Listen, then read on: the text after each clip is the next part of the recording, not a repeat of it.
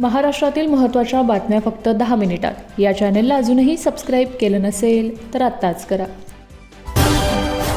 देशाच्या विकासाचा आराखडा ठरवणाऱ्या अत्यंत महत्त्वाच्या प्रक्रियेला अर्थातच जनगणना 2027ला प्रत्यक्ष सुरुवात झाली आहे. यंदा प्रथमच नागरिकांना स्वगणना या डिजिटल सुविधेद्वारे स्वतःची माहिती स्वतः नोंदवण्याची संधी उपलब्ध करून देण्यात आली आहे. या अभिनव उपक्रमामुळे जनगणना अधिक अचूक, पारदर्शक आणि तंत्रज्ञानाधारित होणार असल्याचा विश्वास प्रशासनाने व्यक्त केला.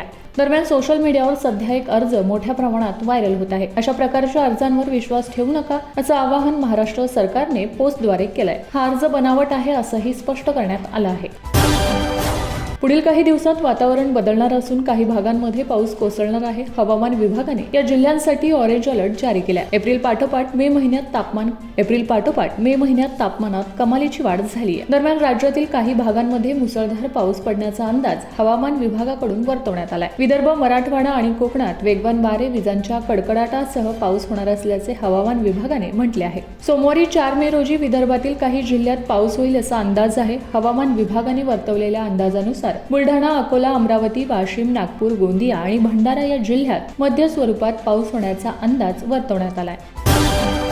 पुण्याला जाताना मिसिंग लिंकवर सेल्फी काढताय तर थांबा. मुंबई-पुणे द्रुतगती मार्गावरील मिसिंग लिंक प्रकल्प सुरू झाल्यानंतर प्रवाशांचा उत्साह ओसंडून वाहताना दिसत आहे. आकर्षक केबल स्टेट ब्रिज, बोगदे आणि निसर्गरम्य दृश्यांमुळे हा मार्ग सध्या चर्चेत आहे. मात्र प्रवासादरम्यान अनेक वाहन चालक केबल ब्रिज व बोगद्याजवळ गाड्या थांबून सेल्फी, फोटो आणि रील्स काढताना दिसत आहेत. यामुळे अपघाताचा धोका वाढत असल्याने प्रशासनाने याबाबत गंभीर इशारा दिला असून नियमभंग करणाऱ्या नागरिकांवर दंड आकारला जाणार आहे.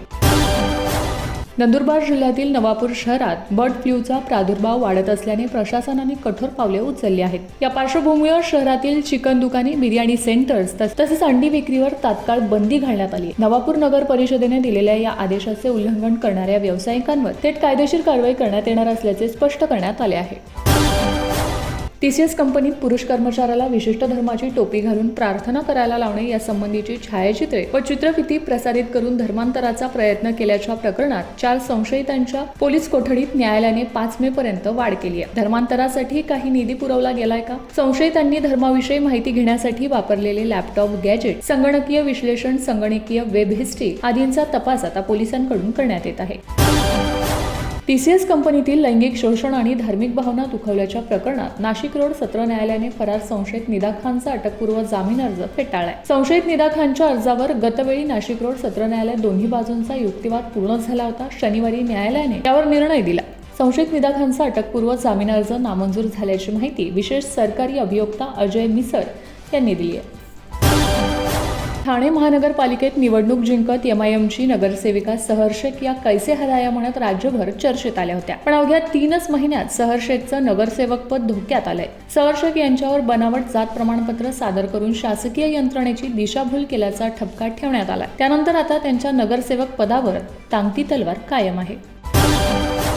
नाशिकमधील भोंदू अशोक खरात याचा ताबा मिळवण्यासाठी ईडीने हालचाली सुरू केल्या आहेत. ईडीने विशेष PMLA न्यायालयात धाव घेतली आहे. अशोक खरात याचा ताबा मिळावा यासाठी ईडीने विशेष न्यायालयात केलेल्या अर्जावर 6 मे रोजी सुनावणी पार पडणार आहे. या सुनावणीकडे सर्वांचे लक्ष लागले असून अशोक खरात याचा ताबा ईडीने मिळवल्यास त्याचा संपर्क असलेले राजकीय आणि प्रशासकीय अधिकाऱ्यांचं काय होईल यावर आता चर्चा रंगल्या आहेत.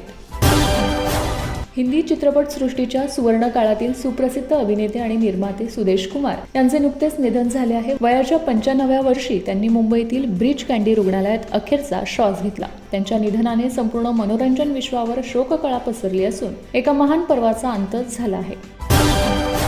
खासदार सुप्रिया सुळे यांनी नुकत्याच घेतलेल्या पत्रकार परिषदेत अनेक महत्त्वाच्या राजकीय घडामोडींवर भाष्य केले. महाविकास आघाडीची एकजूट आणि विधान परिषदेची निवडणूक यावर त्यांनी आपले मत मांडली. तसेच बारामतीमध्ये स्वतःच्या कुटुंबाविरोधातील सदस्यांविरोधात भविष्यात कोणतीही निवडणूक लढवणार नसल्याचा मोठा निर्णय त्यांनी जाहीर केला आहे.